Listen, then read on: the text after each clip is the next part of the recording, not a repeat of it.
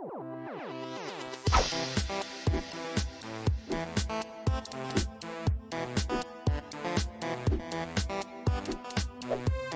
everybody, welcome to another Quicksave review with me, RC. A Quicksave review is basically a Let's Play mixed with a review for a game I'm currently playing. And I'm currently playing Tamiku on the Switch. This is out tomorrow, September 18th on the Switch. It's $5, another budget game.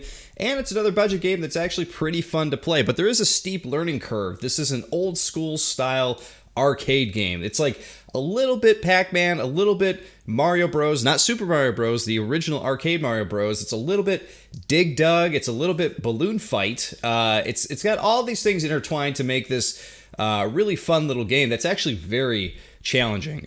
Let's jump right in, shall we? Tamiku. So you play as this little astronaut alien character here, and your whole goal is to pop balloons and pop those like red bomb balloon things here. For some reason, it says that he destroyed his home planet because he's really into popping balloons, which is really strange. I always want more backstory on that. But here you go. Here is Tamiku, and you're running around popping these balloons here. And as you can see, you can go from left to right like that, just like you would in like an old school Mario Bros game. But you can only do that on certain tiers. You can't do that in every tier. Like this tier here, the wall would block me from doing so. So the whole point here is to blow these things up, blow every single thing up on screen that you can see. Ooh, I almost got hit by that little fiery guy. And then you win the level. That's really all there is to it. Now, you may be watching this thinking like, well, RC, you said that this is kind of challenging. This doesn't look very challenging. It just looks like a simple, old school style game. But I gotta tell you guys, there were a couple instances playing through this the levels right after this one where I was like, man, this is actually kind of tough in situations. Right there, I made a mistake. That's not tough. Let me see if I get through this level first before we talk more about the difficulty. Oh, no! I only got this red one to get here. As long as that little flame guy doesn't get me. Oh my god, he almost got me right there. See that? Cheap. Absolutely cheap. There you go. You pop all those balloons, take off, and they're like, yay, you did it. But I'm down to 1 heart. You'll see in the top left there, I'm down to 1 heart, which means I get hit one more time, I am done. Which means you have to start over. You guys see the Pac-Man influence here with these floating ghost dudes here? The soundtrack also reminds me of another NES game that I used to really like as a kid called Snake, Rattle, and Roll. It's really got that kind of like jaunty MIDI feel to it. But yeah, in this particular level, you can see that we have this one red ghost that is pursuing us the whole time.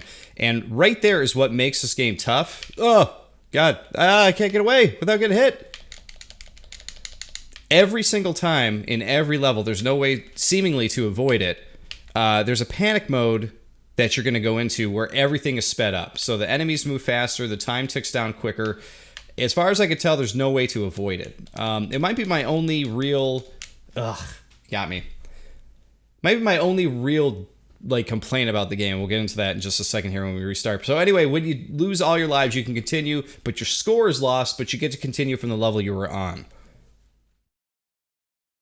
And like I said, this game may not look hard, but I'm telling you guys, it's harder than it looks. Like, I'm serious here. And it might possibly just be because I haven't played enough of it to really, get a strategy going just yet. The first time you play Miss Pac-Man or whatever, you probably feel the same way. You're like, man, this game is tough. And it is tough. Stay away from me.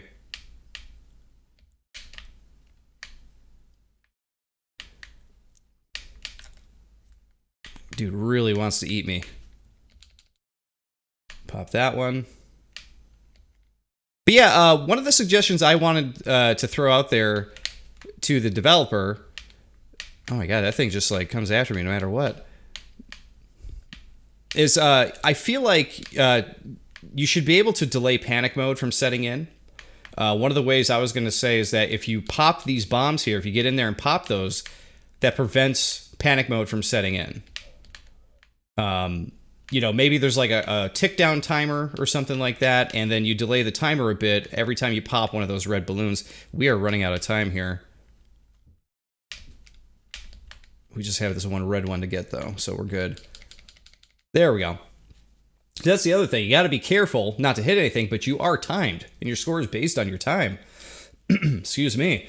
But yeah, I was really thinking, like, that would be a real cool thing to do with the poppable balloons here, is like have that reset your timer a bit until panic mode sets in, because those are sort of a gamble to grab when you go to get them anyway. Like, you got to sit here and pop them, like in Dig Dug, and once you pop them, they're off the screen and everything like that, but you are taking a risk going after them every time, even though they are part of the whole total. But I thought that would be like a good, sort of compromise to bring that on. Because otherwise you get the panic mode every single time, and every single time everything gets fast and crazy. And sometimes it can be hard to adjust because you just get used to the speed of the game. And before you know it, you're running for your life here trying to pop all the balloons and get out of here without dying. So yeah, like I said, game is a bit more challenging than it may look. Looks can be deceiving sometimes, right? All right, we're down to the last two red ones here. Now, and I'm not saying that this game is like super duper. This isn't like Dead Souls hard or anything like that, It's not the Dead Souls of arcade games or anything like that, as people like to point out constantly. But it does have a learning curve and a challenge to it,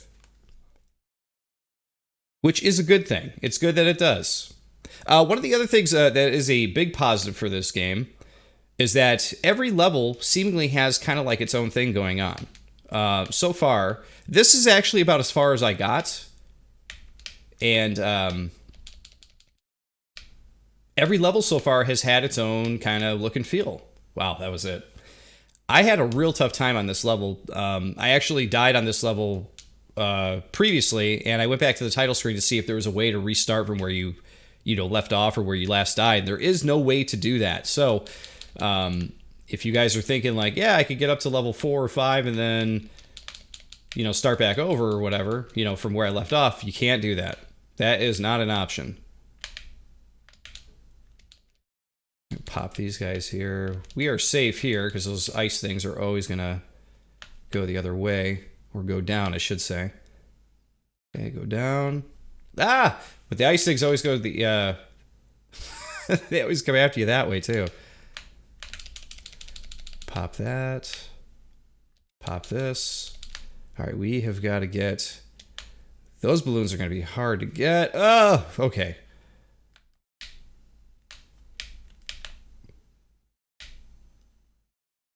We're going to pop over here. Oh, geez.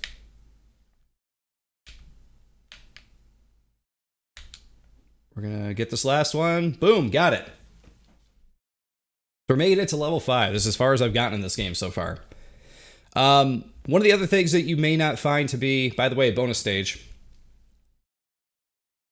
You guys like Balloon Fight from the NES? That's what we got going on here.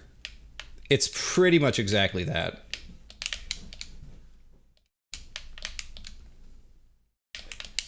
Physics, from what I can remember, are even pretty damn similar.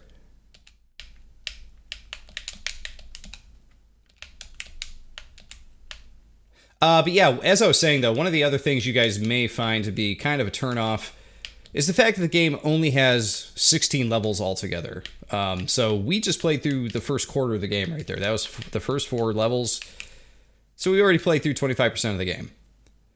So for some of you who like, short NES style or arcade style games, you might be sitting here like, oh yeah, this is perfect. It's a game I could play through like an hour and a half, something like that, and then I'm good to go. But for others, you might be like, man, why isn't it like Zombies Ate My Neighbors where there's like 100 something levels? You know what I mean? For me, I don't know. With a game like this, where seemingly the gameplay is the same pretty much constantly. Oh man, they got me with the Bomberman thing. Where the gameplay is pretty much the same through and through. There isn't much difference going on besides, like, you know, the enemies do change. What the enemies do does change. There is variety there. But overall, I mean, every level is pretty much laid out the same way. Like, you're jumping from tier to tier, hitting these balloons. Oh my god, he got me vertically. I did not see that. You're pretty much playing the same thing over and over, you know? So for some people, I could definitely see where that would be kind of a turnoff for them, for sure. So I feel like this is a game that's going to appeal to a very certain gamer out there, someone who really misses the old school arcade games, or someone who really enjoys the old school arcade games and is looking for one that kind of capitalizes and does something a little bit different or new with it. And by different or new, it's more like, you know, kind of doing the same thing, but combining a bunch of things together. It's an amalgamation of genres, right? I guess we're going to go with RCC because I can't do a space there. But there you go. Look at that. I'm at the top of the leaderboards. The leaderboards. I'm at the top of the leaderboards, everybody.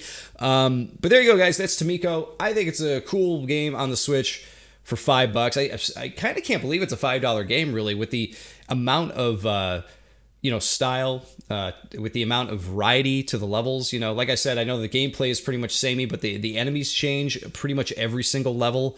That's really surprising. And, I definitely think that this one is worth checking out if you are into old school style arcade games. But there you go, guys. That is Tamiku, and I will see you all next time.